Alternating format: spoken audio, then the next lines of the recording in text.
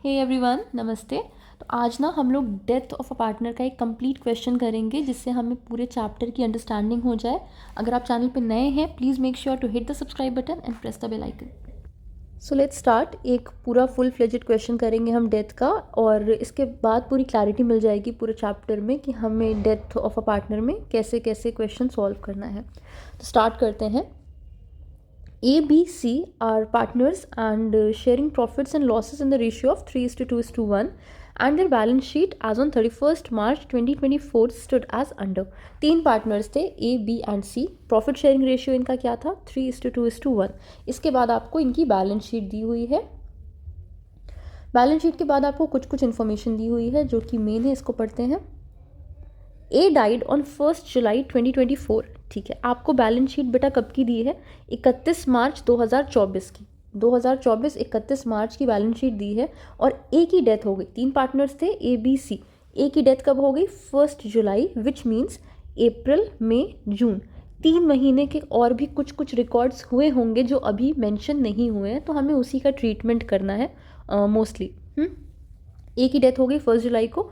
उसके बाद क्या लिखा है? And the following decisions were taken by the surviving partners according to the partnership deed his executors were entitled to.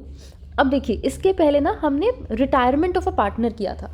जब partner retire होता है तब तो वो अपना पैसा खुद ही ले जा सकता है, but when a partner is dead तो अब वो तो अपना पैसा नहीं ले जाएगा ना, तो उसके रिप्रेजेंटेटिव्स, उसके एग्जीक्यूटर्स, उसके नाम पे जो भी पर्सन होगा उसे हमें सारा शेयर ऑफ प्रॉफिट या इंटरेस्ट ऑन कैपिटल या उसके जो भी बाकी कैपिटल वगैरह बची हुई है वो सब देना पड़ता है। तो इसके एग्जीक्यूटर्स किस किस चीज़ के लिए इंटाइटल्ड हैं वो देखते हैं।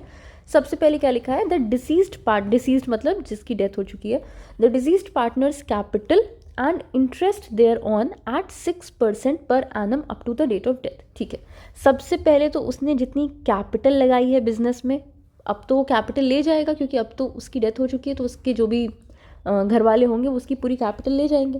एंड इंटरेस्ट देयर ऑन मतलब कि कैपिटल पे इंटरेस्ट, उसको क्या बोलते हैं? Interest on capital.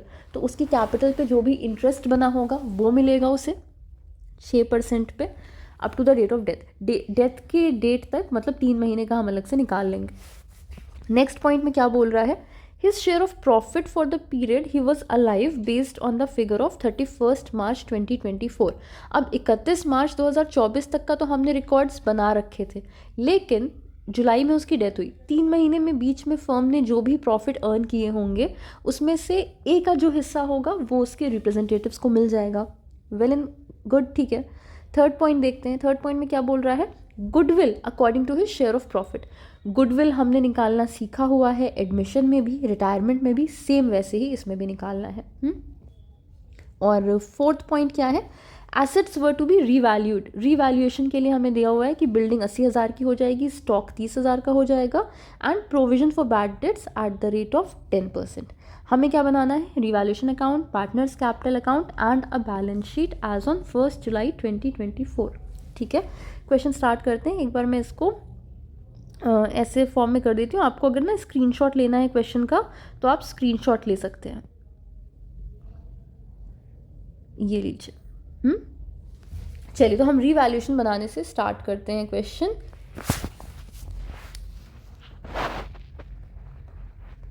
Revaluation account बनाना भी अब तो हमें परफेक्ट हो जाना चाहिए। इसमें एडमिशन में भी हमने कर लिया है, रिटायरमेंट में भी कर लिया है। अच्छा, अगर आपने ना प्रीवियस वाले लेक्चर्स नहीं देखे हुए हैं तो आप प्रीवियस लेक्चर्स भी देख लीजिए। बिना रिटायरमेंट पढ़े डेथ समझ में आना थोड़ा मुश्किल है, और बिना एडमिशन पढ़े रिटायरमेंट समझ में आना भी थोड़ा प्रॉब्लमेटिक ही है। तो सीरीज़ में पढ़ना चाहिए हमेशा। फंडामेंटल्स ऑफ पार्टनरशिप, उसके बाद एडमिशन, फिर रिटायरमेंट। अगर आपने सारे लेक्चर्स लाइन से देखे हैं तो आई एम श्योर आपको सारी बातें आगे की समझ में आ जाएंगी। चलिए बनाते हैं हम। ये हमारा होता है डेबिट साइड, आपको पता होगा, और ये हमारा होता है क्रेडिट साइड, ये भी आपको पता होगा आई एम होपिंग। ये हमारे हो गए पर्टिकुलर्स। 3 पॉइंट्स दिए हुए हैं हमें रिवैल्यूएशन में, तो एकदम छोटा सा एक रिवैल्यूएशन अकाउंट बनेगा। सबसे पहला पॉइंट क्या दिया है? बिल्डिंग को 80,000 की वैल्यू पे करना है, स्टॉक को 30,000 की वैल्यू पे करना है। ठीक है, अब ओरिजिनल बैलेंस शीट में बिल्डिंग की वैल्यू कितनी है 70,000। अब इसको करना कितने पे है 80,000 पे, मतलब 10,000 से बढ़ाना है। बेटा जब भी हमारा एसेट की वैल्यू इंक्रीज होती है ना तो क्या करते हैं, उसको क्रेडिट करते हैं, मतलब 10,000 से बिल्डिंग क्रेडिट कर देंगे। सेकेंडली लिखा हुआ है स्टॉक की वैल्यू को 30,000 करना है। अभी स्टॉक कितना है 32,000 का और इसे हमें कम करना है। तो जब भी एसेट की वैल्यू कम होती है ना तो क्या होता है डेबिट। 2,000 से वैल्यू कम हुई है तो 2,000 से क्या करेंगे, स्टॉक को डेबिट कर देंगे। तो आइए ये दोनों एंट्रीज कर देते हैं। सबसे पहले हमने क्या किया, बिल्डिंग को क्रेडिट किया कितने से 10,000 से, और स्टॉक को डेबिट किया कितने से 2,000 से। इसके बाद एक और एंट्री लिखी हुई है, provision for bad debts at the rate of 10%, मतलब डेटर्स पे 10% का प्रोविजन लगाना है। डेटर्स कितने के हैं 15,000 के, 15,000 पे 10% दैट इज 1,500। आप प्रोविजन लगा रहे हो, ये भी आपके लिए एक लाइबिलिटी है, तो डेबिट साइड में आ जाएगा प्रोविजन फॉर डाउटफुल डेट्स कितना 1,500।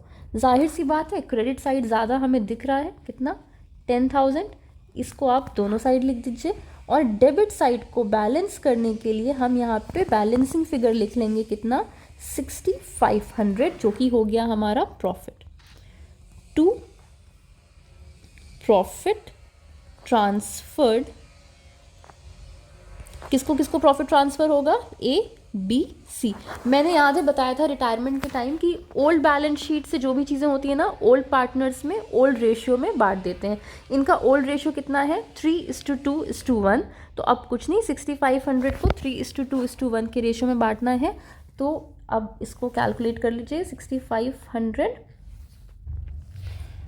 इंटू 3 डिवाइडेड बाय 6, क्योंकि ये 3 के लिए था तो ए का शेयर कितना हो गया 3,250। इसके बाद बी का शेयर कितना हो गया 2,167, अगर मैं इसको राउंड ऑफ कर दूं तो, और सी का शेयर कितना हो गया 1,083। आप टोटल करेंगे तो आपका आ जाएगा 6,500। नेक्स्ट हमें बनाना है क्या, पार्टनर्स कैपिटल अकाउंट। तो आइए बनाते हैं पार्टनर्स कैपिटल अकाउंट। अच्छा वन मोर थिंग, जब डेथ का क्वेश्चन आता है ना एग्जाम में तो हो सकता है आपको पार्टनर्स कैपिटल अकाउंट को बनाने को बोले, वेल एंड गुड, कोई प्रॉब्लम नहीं है, वो तो आता है हमें। लेकिन ना कई बार ऐसा होता है कि जिसकी डेथ हुई है हमें सिर्फ और सिर्फ उसी का अकाउंट बनाना होता है, कि जैसे अगर ए की डेथ हुई है तो हमें ए के एग्जीक्यूटर का अकाउंट बनाना है कि उसको कितने पैसे मिल रहे हैं, बस। बाकी हमें बी और सी का क्या अकाउंटिंग हो रही है उससे कोई मतलब नहीं होता।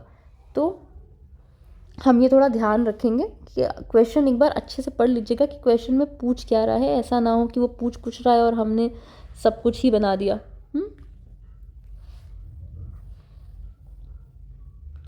चलिए अब मैंने इसको रफली बना दिया, आप लोग माइंड मत करिएगा। ए बी एंड सी ये इनका क्या है डेबिट साइड। हर वो चीज़ जिससे किसी पार्टनर की कैपिटल कम होती है वो कहाँ आता है डेबिट साइड में। और इधर क्या है ए बी सी का क्रेडिट साइड। हर वो चीज़ जिससे पार्टनर की कैपिटल इंक्रीज होती है वो कहाँ पे आता है क्रेडिट साइड में आता है। हम स्टार्ट कहाँ से करते हैं partners capital account, I am pretty sure कि आप लोगों को याद होगा, बाय बैलेंस कैरीड डाउन, ठीक है, सॉरी बैलेंस ब्रॉट डाउन। कि इन लोगों की ओरिजिनल कैपिटल कितनी थी, तो इन लोगों की कैपिटल तीनों की 50,000 50,000 50,000। बाकी हमें पुरानी बैलेंस शीट में कोई भी ऐसा रिजर्व्स या P&L का एक्यूमुलेटेड बैलेंस टाइप कुछ भी नहीं दिख रहा है, तो सीधे सीधे कैपिटल लिख देते हैं 50,000 50,000 एंड 50,000। इसके बाद अभी जस्ट हमने रीवैल्यूएशन का प्रॉफिट भी निकाल लिया है तो वो भी लिख लेते हैं 3,250 2,167 एंड 1,083, ठीक है। अब आप लोगों को अगर मैं याद दिलाऊं, अभी वर्किंग नहीं कर रही हूँ, रफली आपको बस रिमाइंड कर रही हूँ, रिटायरमेंट में हमने जो पढ़ा था सेम वही रूल गुडविल के लिए यहाँ भी अप्लाई होगा। जो भी पार्टनर रिटायर होता है या जिसकी डेथ हो रही है, बेसिकली जो भी पार्टनर फर्म से जा रहा है या फर्म छोड़ के जा रहा है, अब आगे तो उसको कोई भी बेनिफिट नहीं मिलेगा, तो अभी क्या करते हैं उसको कुछ बेनिफिट दे देते हैं, ठीक है। मतलब उसको क्या करेंगे क्रेडिट करेंगे। और उसको बेनिफिट दे कहाँ से रहे हैं, जो पार्टनर्स रिमेनिंग हैं उनके पॉकेट से। तो यहाँ पे रिमेनिंग कौन है, बी एंड सी। तो हम बी को डेबिट करेंगे, सी को डेबिट करेंगे और क्रेडिट किसको करेंगे, ए को। ए को पैसे, मतलब ए को जाहिर सी बात है अब ए को पैसे नहीं मिलेंगे, उसके एग्जीक्यूटर को पैसे मिलेंगे, दैट इज़ बट ऑब्वियस। तो ए के एग्जीक्यूटर को क्रेडिट कर देंगे। इतनी बात समझ में आई, ये गुडविल की बात होगी। तो हम यहाँ पे ए के क्रेडिट में पैसा डालेंगे और बी और सी के डेबिट में पैसा डालेंगे। इसके बाद हमें दूसरा ट्रीटमेंट करना है, प्रॉफिट निकालना है 3 महीने का, मतलब अप्रैल मई जून 3 महीने का निकालना है, क्योंकि जुलाई में ए की डेथ हो गई है। और इंटरेस्ट ऑन कैपिटल निकालना है, बाकी कुछ बचता है तो देखते हैं। आइए, सबसे पहले क्या लिखा है, डिजीज पार्टनर की कैपिटल हमने दे दी 50,000। फिर लिखा हुआ है ना, interest thereon at 6% per annum interest. ठीक है, तो अब हम इंटरेस्ट ऑन कैपिटल निकाल देते हैं इसका up to the date of death. अब देखिए कैपिटल कितनी है ए की, 50,000। ठीक है, मैं इसको ज़रा साइड में कर देती हूँ। कैपिटल कितनी है ए की, 50,000। इंटरेस्ट कितना देना है, 6%। 50,000 पे 6% बेटा निकालोगे तो आएगा आपका 3,000। और up to the date of death, death इसकी कब हुई है, 1 जुलाई को। बैलेंस शीट कब की है, 31 मार्च की, मतलब अप्रैल मई जून 3 महीने की बात हो रही है। 3,000 को अगर आप 3,000 तो साल भर का हो गया, अगर आप 3 महीने के लिए निकालेंगे तो आपका आ जाएगा कितना, 750। ठीक है, ये 750 क्या आ गया, interest on capital. Interest on capital हमें किसका निकालना है, ए का निकालना है। अभी बाकी सारे पार्टनर्स तो फर्म में मेंटेन्ड है ना, वो तो फर्म छोड़ के नहीं जा रहे, तो हमें इंटरेस्ट ऑन कैपिटल किसको देना है, ए को देना है। तो ए के कॉलम में हम लिख देंगे 750 बाय इंटरेस्ट ऑन कैपिटल। ठीक है, नेक्स्ट पॉइंट पे आते हैं। अब हमारा फर्स्ट पॉइंट हो गया है। सेकंड पॉइंट पे आते हैं। His share of profit for the period he was alive based on the figure of 31 मार्च 2024। ठीक है, नीचे हमें प्रॉफिट्स दिए भी हुए हैं, यहाँ पे देखिए। The profits of the previous years व 2024 का है, 23 का है और 22 का है, 10,000 का प्रॉफिट। ठीक है, तो फिलहाल हमें इन तीनों साल के प्रॉफिट से मतलब नहीं है। यहाँ पे क्या बोला है कि हमें सिर्फ 31 मार्च 2024 के प्रॉफिट से मतलब है। तो 31 मार्च 2024 में कितना प्रॉफिट हुआ है, 11,000। ठीक है, अब ये जो 11,000 प्रॉफिट हुआ है ना, इसको भी मैं चलो यहाँ पे साइड में लिख देती हूँ। 11,000 जो प्रॉफिट हुआ है ये तो तीनों पार्टनर्स का है, तो हमें तो सिर्फ ए को देना है ना। ए का शेयर कितना है, 3/6। 3:2:1 का रेशियो था ना, तो 3/6 इसका शेयर है। तो आप इसको निकालोगे, आपका आ जाएगा 5,500। लेकिन ये 5,500 भी कब का प्रॉफिट है, आपका पूरे साल भर का प्रॉफिट है। तो हमें क्या करना है, 3 महीने का प्रॉफिट निकालना है, क्योंकि 3 महीने बाद इसकी डेथ हो गई है। तो इंटू 3/12 करेंगे तो आपका आ जाएगा 1,375। ये क्या है, इसका शेयर ऑफ प्रॉफिट। ये भी दे देते हैं ए को, 1,375 बाय शेयर ऑफ प्रॉफिट। अब हमारे पास एक चीज़ बच रही है, क्या, गुडविल। गुडविल के लिए क्या बोला है, goodwill according to his share of profit to be calculated by taking twice the amount of the average profit of the last 3 years. तो इसका एवरेज कैसे निकालेंगे, तीनों को ऐड कर दीजिए, 11 + 15 + 10, ये आपका हो गया 36,000। 36,000 का एवरेज निकालोगे, डिवाइडेड बाय 3, आपका आ जाएगा 12,000। और ये क्या बोल रहा है, twice the amount of the average. तो 12,000 का ट्वाइस मतलब कि 24,000 हो गई आपका गुडविल का अमाउंट। ठीक है, गुडविल का अमाउंट कितना हो गया, 24,000। अब मैं अगर इसकी नीचे वर्किंग कर दूं, ये फर्म की गुडविल है 24,000। हमें तो ए का शेयर निकालना है। ए का शेयर कितना होगा, 3/6, दैट इज अगेन 12,000। अब ये 12,000 इसको किससे मिलना है, थोड़ा बी देगा और थोड़ा सी देगा। किस रेशियो में देते हैं बेटा, गेनिंग रेशियो में। गेनिंग रेशियो पे हमने पूरी चर्चा कर ली थी जब हम रिटायरमेंट के कॉन्सेप्ट पढ़ रहे थे। इस क्वेश्चन में गेनिंग रेशियो की अलग से कोई बात नहीं हुई है, न्यू रेशियो का कोई जिक्र नहीं हुआ है। तो इनका ओल्ड रेशियो जो था ना बी और सी का, उसी को गेनिंग रेशियो मान लेंगे। ए बी सी का रेशियो क्या था, 3:2:1। ए को हटा देते हैं, बी और सी का रेशियो क्या बचा, 2:1। तो 2:1 ही इनका गेनिंग रेशियो हो गया। इसी रेशियो में ये लोग कंट्रीब्यूट करेंगे ए को, जो भी पैसा कंट्रीब्यूट करना है गुडविल का। 2:1 के बेसिस पे अगर हम निकालें तो बी देगा 8,000 रुपये और सी कितना देगा 4,000 रुपये। तो बस ठीक है, ए को क्रेडिट कर देते हैं 8,000 और 4,000। 8,000 किसने दिए बाय बीस कैपिटल अकाउंट और 4,000 किसने दिए बाय सीज कैपिटल अकाउंट। ठीक है, और इन लोगों का वही ऑपोजिट में डेबिट हो गया, बी का 8,000 डेबिट हो गया और सी का 4,000 डेबिट हो गया टू एज कैपिटल अकाउंट। इन लोगों ने ए को पैसा दिया है। ठीक, अब ए का बस टोटल कर देंगे, ए बी सी तीनों का ही टोटल कर देंगे। इसका टोटल आ रहा है कितना 67,375। इधर डेबिट साइड में कोई बैलेंस नहीं है, मतलब 67,375 इज़ द अमाउंट जो किसको मिलेगा ए के एग्जीक्यूटर को मिलेगा। अब ए की तो डेथ हो गई है तो किसको मिलेगा ए के एग्जीक्यूटर को मिलेगा। ठीक है, और बी और सी तो अभी भी फॉर्म में कंटिन्यू कर रहे हैं तो इनके लिए क्या होगा बाय बैलेंस कैरी डाउन। इनका बैलेंस हम कैरी फॉरवर्ड कर देंगे अगले फिनेंशियल ईयर के लिए। ठीक है, तो इनका भी टोटल कर देते हैं 52,167 एंड 51,083। 67,375, सॉरी ये मैंने ऊपर लिख दिया, इसको डिलीट कर देती हूँ। अब बी के डेबिट साइड में ऑलरेडी 8,000 है तो इसको माइनस करेंगे तो हमारा बैलेंसिंग फिगर कितना आ जाएगा 44,167। एंड सेम वे सी का बैलेंसिंग फिगर भी चेंज हो जाएगा क्योंकि सी में भी डेबिट हमारा 4,000 है। तो 51,000 में से आप 4,000 माइनस करोगे, 51,083 से आप 4,000 माइनस करोगे, आपका आ जाएगा 47,083।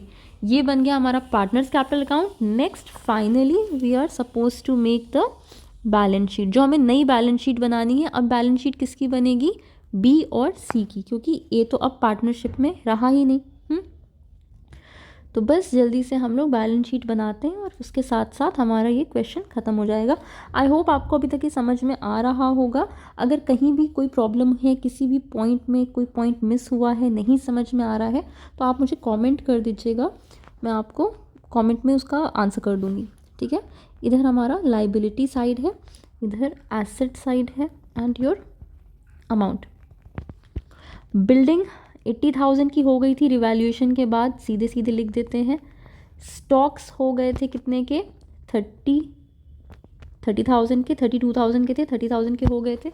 इसके बाद डेटर्स थे कितने के 15,000 के, जिस पे हमने 10% का प्रोविज़न लगाया था, मतलब 1,500 का प्रोविज़न लगाया था। तो अब मेरे डेटर्स कितने हो गए थे 13,500 रुपये के।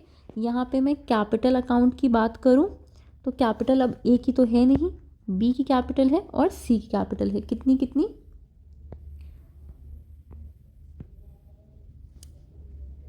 44,167 एंड 47,083। ठीक है, अब बाकी के बैलेंसेस ना हम पीछे बैलेंस शीट से एक बार मैच कर लेते हैं। क्रेडिटर्स है मेरे 17,000 के, मशीनरी है 25,000 की और बैंक में है 25,000 रुपये। ठीक है,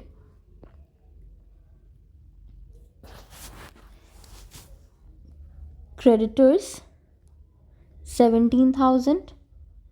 अच्छा, हमें ए के भी एग्जीक्यूटर को जो पैसे देने हैं वो भी तो मेरे लिए लाइबिलिटी ही है ना, तो उसको भी मैं यहाँ पे लिख लूँगी इज एग्जीक्यूटर। कितने पैसे देने हैं इसको 67,375। 67,375 मशीनरी एंड बैंक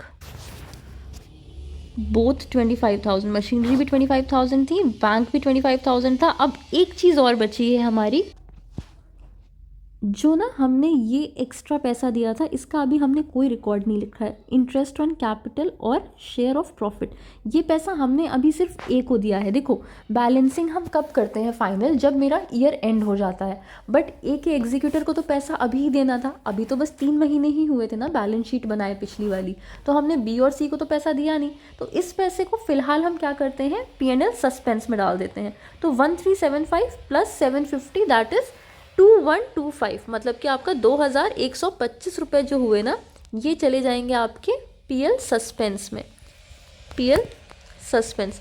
बस we are done with the question, दोनों साइड को बैलेंस कर देते हैं एंड होपफुली हमारी बैलेंस शीट टैली कर लेगी।